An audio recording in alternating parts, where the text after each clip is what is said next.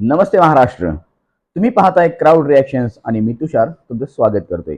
तर आपण बोलूया एपिसोड नंबर 64 बद्दल.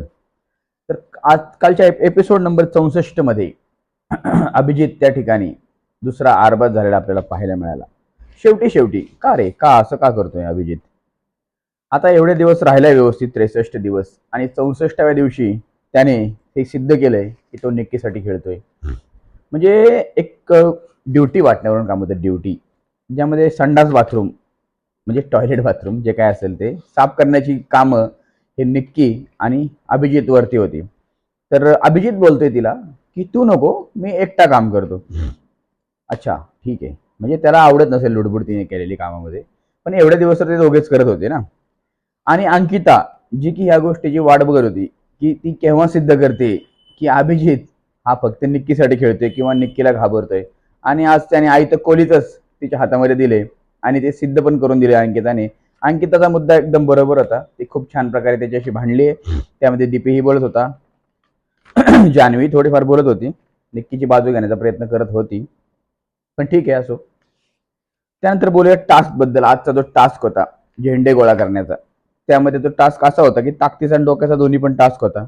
त्यामध्ये सूरजने एकदम व्यवस्थित त्याची डोकं पण वापरलं, ताकद पण वापरली. हे बिग बॉस पण बोललेच एपिसोडमध्ये. तो टास्क त्याने पूर्ण केला. त्याची अमाऊंट 6 लाख रुपये त्याने आणून दिली. आणि अंकिताला पहिल्यांदाच पाठवलं. म्हणजे अंकिताला त्याचं काही माहित नव्हतं की ते कशा प्रकारे टास्क पूर्ण करायचं आहे. आणि सूरज शेवटी गेल्यामुळे सूरजने सगळ्यांचा गेम पाहूनही तो बऱ्यापैकी इम्प्रूव्ह केला त्याने स्वतःला, आणि तो गेम त्याने पूर्ण केला. आणि त्यात ती निक्की, संचालक निक्की, तिने एवढं इरिटेट केलं प्रत्येक माणसाला. बडबड बडबड बडबड बडबड करून जवळ घेऊन घे, उठू नको, गाडी उचलू नको. पण जेव्हा जान्हवी आली, तेव्हा जान्हवीला मात्र तिने सगळी सूट दिली. उचल, उठून घे, लांबून घे. पण ठीक आहे, असो. त्यानंतर पुढचा टास्क बिग बॉसने असा डिझाईन केला होता की त्या टास्कमध्ये सूरजला बाहेरच न्यावं लागणार होतं आणि निक्कीला फायनलिस्टमध्ये ते घेऊन जाणारच होते. म्हणजे निक्की फायनलिस्ट होती हे आधीपासूनच ठरलं होतं. आणि सूरजला गरज पण नाही हो. असे तुम्ही तिकीट टू फिनालेची त्याला गरज नाही. त्याला आहे, त्याचे प्रेक्षक बाहेर आहेत, त्याला ते घेऊन जातीलच फायनलमध्ये. आणि विनर आहे सूरज, तुम्ही टेन्शनच घेऊ नका. सूरज हा विनर होणार आहे. तर हा होता आजच्या टास्क बद्दलचा थोडक्यात रिव्ह्यू.